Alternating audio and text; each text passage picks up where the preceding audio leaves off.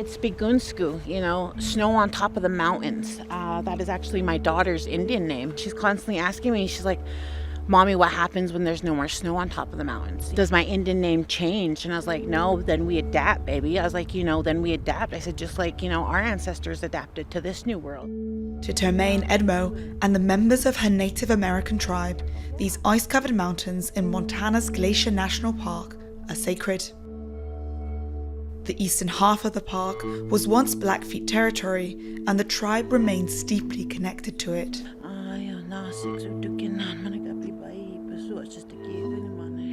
But to her ancestors, these mountains would now be almost unrecognizable. Since the 1850s, when the park was still Native American land, 60% of the glaciers have disappeared. By the end of the century, scientists predict all of them will be gone.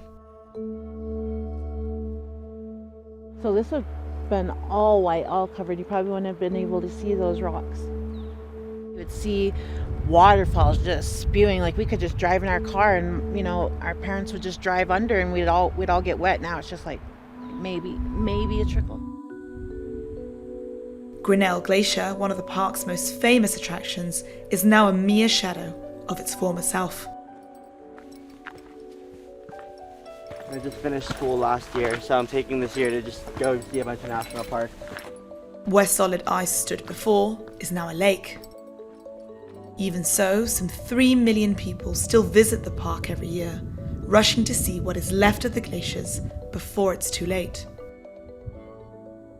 It makes me really scared. Like, I want to come with my family here at some point, and I don't want a family yet. So I want to know that this stuff is here for years to come, and I want to come when I'm older. And I see lots of groups of older people coming, and I'm texting my friends like, oh, that's going to be us in like 50 years.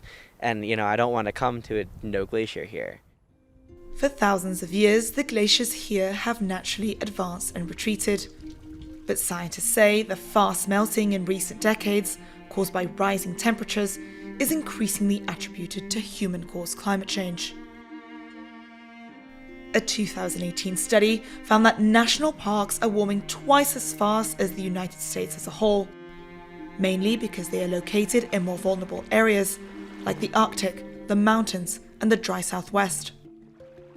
Today, the country has 63 national parks, often referred to as the crown jewels of America, as well as 360 other protected sites.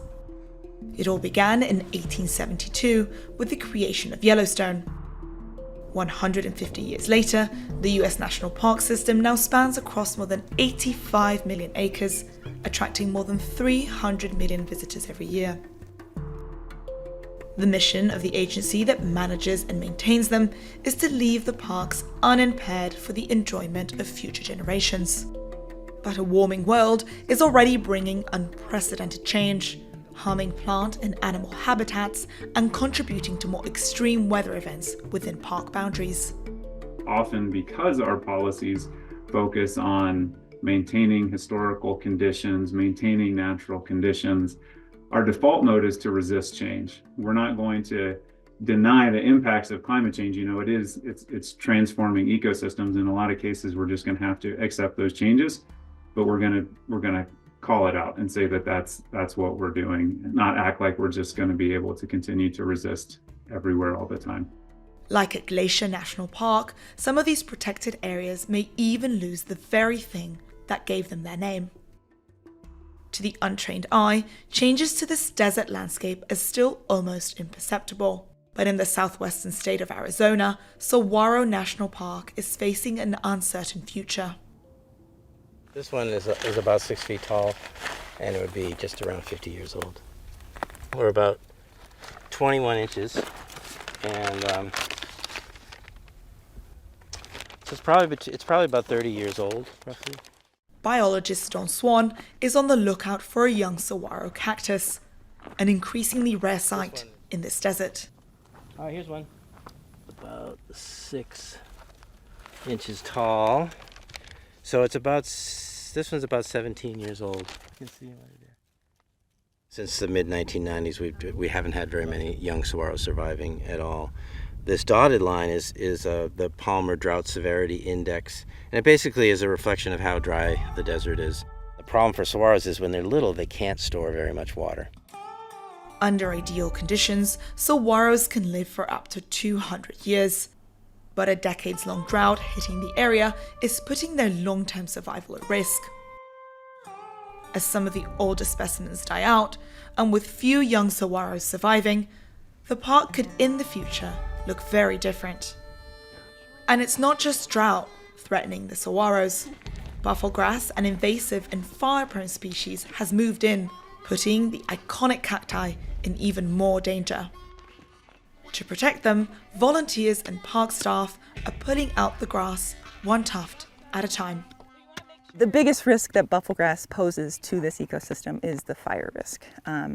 As you can see, the biomass above ground is so thick and it is very dry for much of the year, and it can ignite quite quickly and quite easily. By creating a bigger pile, I went camping and I slept right next to a saguaro, and I just woke up the next morning and I fell in love, absolutely in love with saguaros, and just connected with them so much that I knew I had to do something to work to save them, to help protect them from the invasive plants that are so badly invading the park.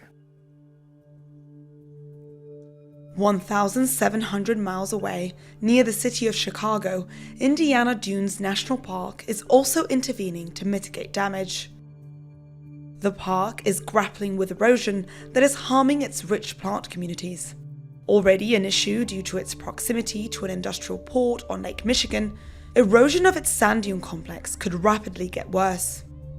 The dunes should be sort of this nice gentle slope that comes up. Anytime you see those cut-offs like that, that's a scarping sign, so that's a sign of erosion right there.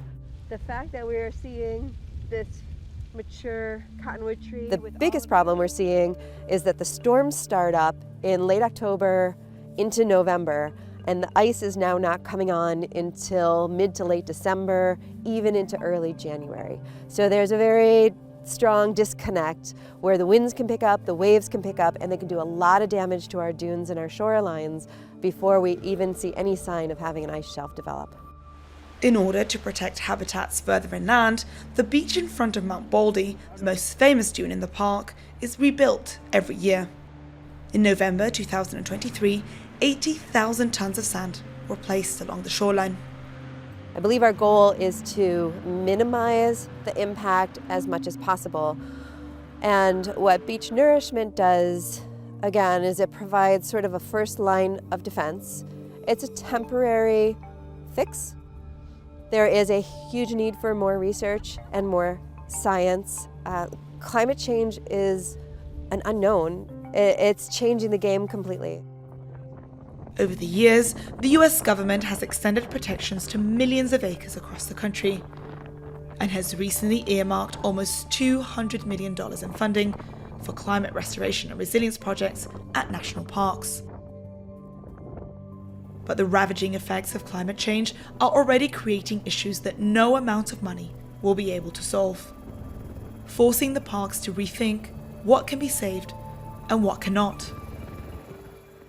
And while Glacier National Park may eventually have to give up on its glaciers, and the saguaros at Saguaro National Park may someday be gone, the parks, home to incredible biodiversity, will continue to play a crucial role for years to come. Glacier National Park, for example, has huge scenic value, huge cultural values. It's a wildlife sanctuary. Even without those iconic features, those national parks are areas with huge cultural significance, both to the indigenous populations as well as to Americans and people all over the world right now. They still maintain huge value